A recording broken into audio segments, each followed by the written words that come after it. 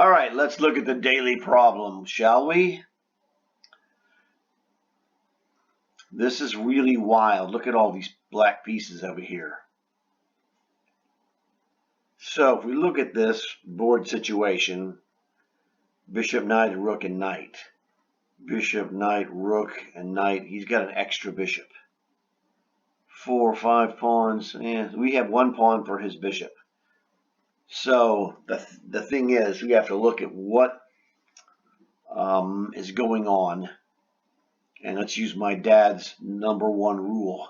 What is he trying to do?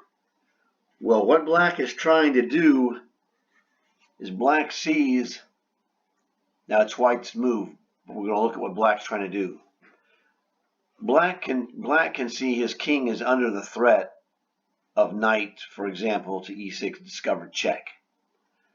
He's going to reply to that move with rook to c8 to block the queen's check, which gives ironclad defense to the black king. This is where my dad's rule comes into play. So what is he trying to do? Rook to c8 to block the discovered check, okay? So what other checks do we have? Well, we have this knight can go to anything. Knight b7, knight c6, knight e6, and knight to f7 check. Well, this is discovered check, rook c8. Knight c6, rook c8. Knight takes e6, rook c8. The only one he can't play this is knight to f7, double check.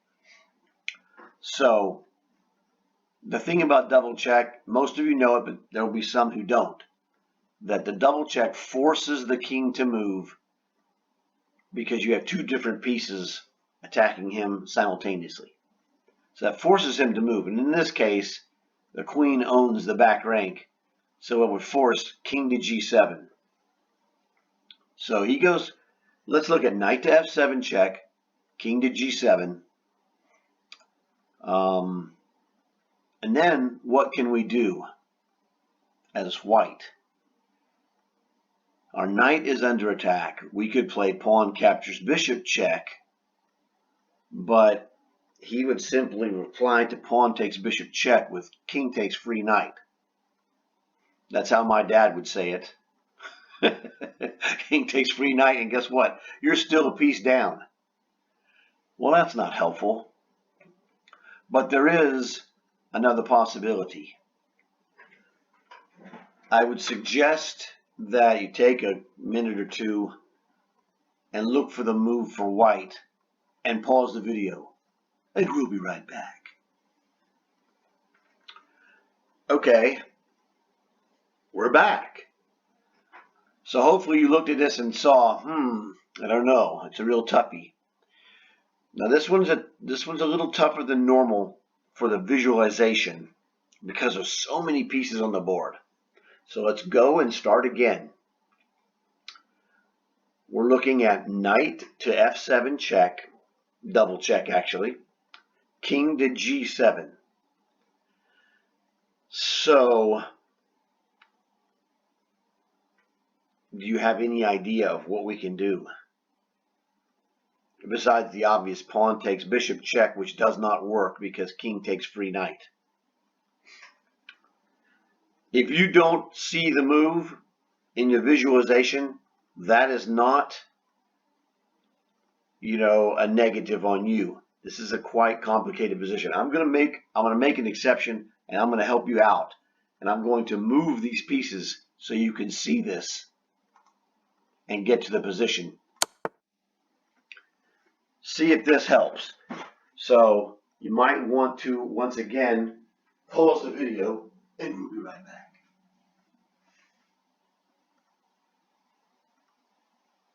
Okay, we're back. So, does this help you find anything to do? You have ideas of rook to d8. He'll play bishop takes rook. Thank you. And then or if not bishop takes rook, queen takes bishop check. So it's getting kind of nasty. or if you played rook to d8, you could also play rook takes knight. This is very, very annoying. So, and I was looking at this, visualizing it, and realized I got the move. But it's not easy. I'm going to go ahead and play this because this one's harder than normal because of the weird configuration. This is the move. Once you see that as the move, in my visualization, I've already worked through the sequence that destroys him. But I want you guys to try and work through this with your visualization before I show you the move. So what do you think white should do? Again, if you need to take a minute or two, pause the video and we'll be right back. Okay, we're back. So, because we're attacking his king, we need to take the bishop because this forces the king to go to one of two squares, either e8 or g8, both of which end the same. Now, all you guys should see this move without too much difficulty.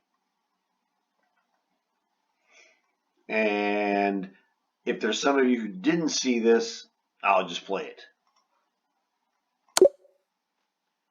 Okay, but this one is a tougher problem than your average problem because that queen, the sacrifice of the knight on f7 is kind of unusual, okay? So, visualization. Let's run through the visualization. Well, let's count this first, and then we'll do visualization of the problem from the beginning.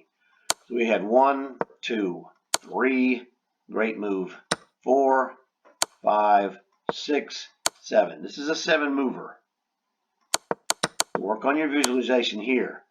All right, I'm going to do this and tell you. We look at this. All right, we play knight to f7 check. That's double check. The explanation is that he cannot play his defensive move of rook to c8, which is a terrific move for black. So he's forced because the queen guards everything on the back on the 8th rank. Okay, knight f7. The only move is playable, king g7. So we saw that we could take advantage of that pawn on e5 by playing queen to h8 check. He'll take our knight, king takes f7. It's his only move that's possible. Okay, technically, yes, that's correct. And then we hit him with queen takes bishop check. And then when the queen is here taking the bishop, it guards g7, f7, and e7. This king is here. And also it guards h8. So and f8. So he can only go king to e8 or king to g8, both of which end the same. With rook, so we check him. He went king to e8, and we play rook because our queen is on f6. We play rook to d8 check. So let's look at this again.